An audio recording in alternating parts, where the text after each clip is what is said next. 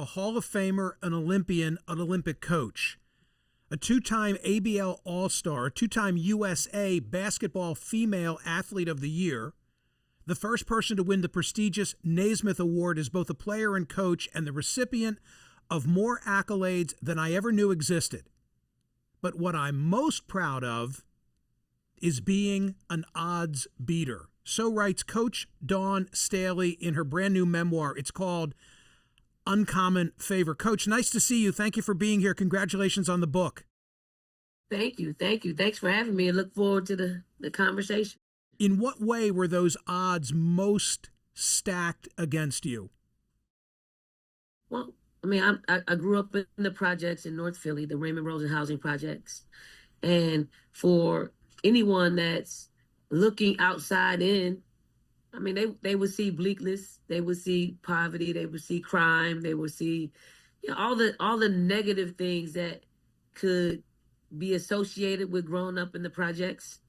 And those were the odds. The odds were, you know, if you weren't from our neighborhood, you probably did not know all the benefits, all the life lessons, all the chinks in your armor that will prepare you for life itself. So, you know, to be as accomplished as I am, I do think those were huge odds to overcome. What does it mean? And you know, even in talking, I mean, I listened to the list, I wrote the list, obviously, but it's hard to fathom that I accomplished so much with very, very, very humbling beginnings. What does it mean to be asked to play in the first 10? I mean, if you, it is, you've made it, really. Honestly, you've made it. But tell everybody, what does that yes. mean? Because people won't even know what we're talking about. So when I was growing up in the projects, you could go to the basketball court and you have every intentions of playing at some point. Every intentions of playing. I mean, if you get there and you are 10 of 10, then you automatically are going to play. But when the court is crowded and the court is full, and then you go there, you're probably not going to get picked in the first 10 players that's going to play. I didn't get picked.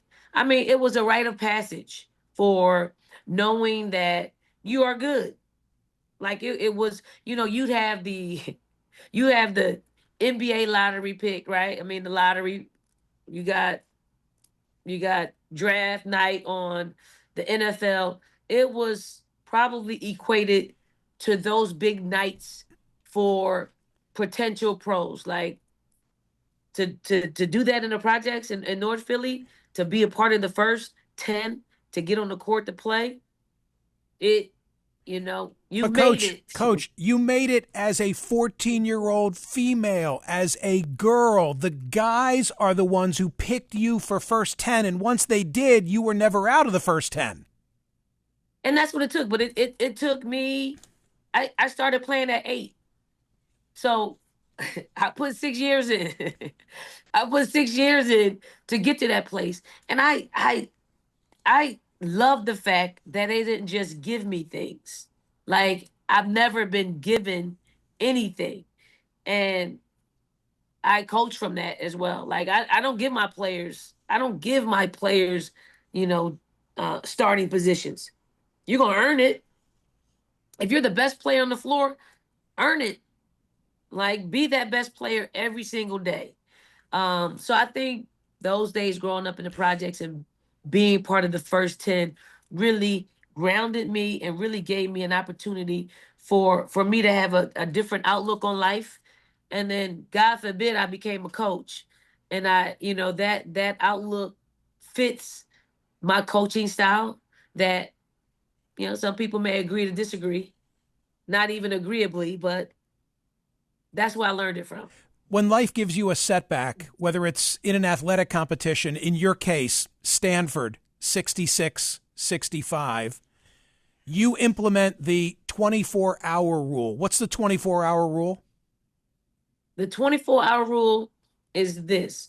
You have 24 hours after a victory or defeat to bask in your glory or wallow in your, in your defeat.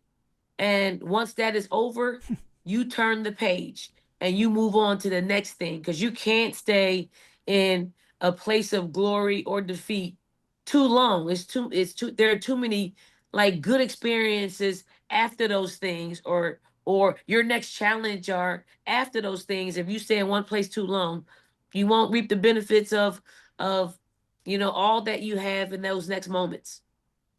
Dawn Staley's memoir is called Uncommon Favor. It's a privilege to have the coach on the program. I'm not a big fan of the slogans like they used to be in airline magazines, and some people hang them up on their walls and stuff, and I've never been able to remember them, frankly.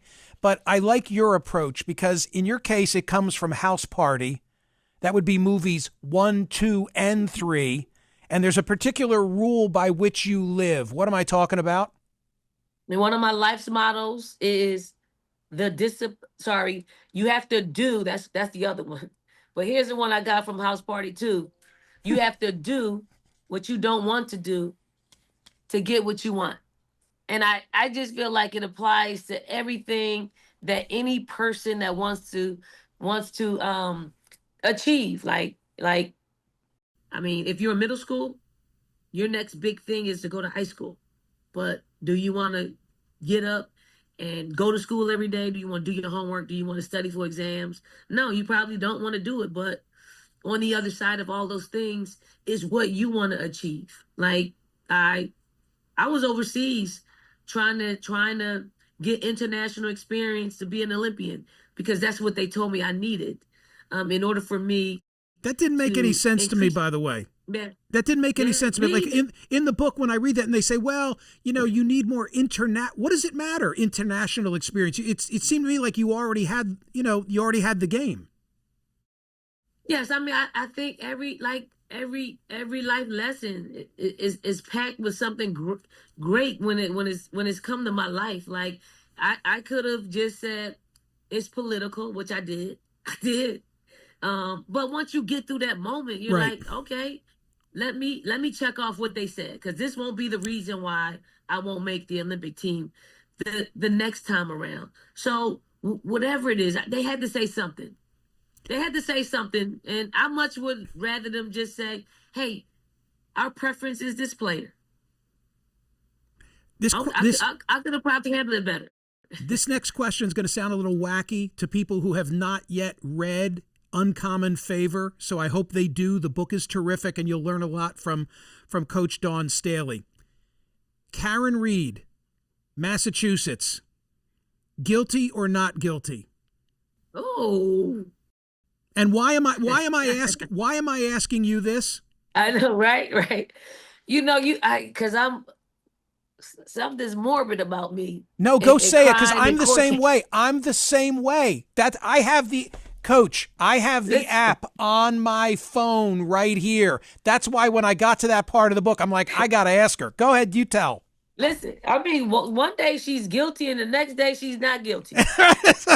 Seriously, like the twist and turn of that case, I'm going to say at the end of the day, and I'm not trying to sway any jurors. I mean, jurors either. I think she's guilty. Okay, but I'm asking Coach Staley because in the book, you confess that you've got the Court TV app on your iPad and you are addicted to trials in the same way I am. I do. Like, why? Like I go to sleep. I like, and I was up close and personal. Like I had never been in a courtroom to see a double murder case until a couple of years ago, and I think the stimulation that I got was even more from even watching it on TV. I like to see how teams operate in dire situations. Like the prosecution is really trying to put somebody to jail, the prison, send somebody to prison the rest of their lives. And this defense team is trying to keep somebody from spending the rest of their lives in jail. and the all the nuances that go into, you know, upping each other really is very close to basketball, and how we need the prep, and then you have real like in game situations that you have to pivot. I mean, that's what the prosecution teams and the defensive teams have to do in any given moment. You never know what's going to be the very thing that tips the trial one way or the other. So could Dawn Staley, who graduated from UVA, if basketball weren't your thing, and it obviously is, could you have been a lawyer? Could you see yourself in that courtroom as a litigator? Probably not. Why? Here's why. Because I don't handle defeat well. I don't. Like, I mean, somebody's going to lose. Like, and and and it's not a basketball game. It's somebody's livelihood. Right. It's somebody's life that will change. Yeah. Yes. I got to tell you it all day. I got to tell you my favorite part of the book. This will be a little emotional maybe for you, but it just really hit me. You dedicate the book to a number of people, but most importantly to Estelle Staley, my beautiful mother. It all started with you. Through you, I learned to live courageously, to trust my heart, to walk in unwavering faith, to never give up. You were my greatest blessing, and I pray that I've made you proud. Wow. You meet President Obama. And you want to tell him something. Please tell that story. Yep, I met President Obama at a dinner, and you know, you can't really approach presidents without, even in a small setting that it was. But I was like, I'm just gonna go for it. I'm just gonna go for it. I'm gonna do this for my mother. So I ran up to the front, kind of waited around until he was done with some people, and I just went in, and I'm like, President Obama, I have to tell you this story. And I was really quick. I said, you know, my mother suffers from Alzheimer's, and you know, she had she had a meeting with a neurologist, and they asked her a series of questions like they do, right? She got all of the questions wrong. And then he asked one question, which was, who's the president of the United States? And she said proudly, Barack Obama. That was the only question that she got answered correctly. And he thanked me for sharing that story. That's an unbelievable story. That just, I was emotional when I read that. It's just like, I get it. I totally get it. Hey, you look good. Your mural looks better. You look good. Your mural looks better. If I can say that, because we're from the same area, okay? Thank you. So you know what I'm talking about. The book is terrific, and I wish all good things for Dawn Staley, continued success. It's called Uncommon Favor, and I think people, basketball fans and not basketball fans, will take away life lessons from this book. Thank you, Coach. Thank you. Thank you so much for having me.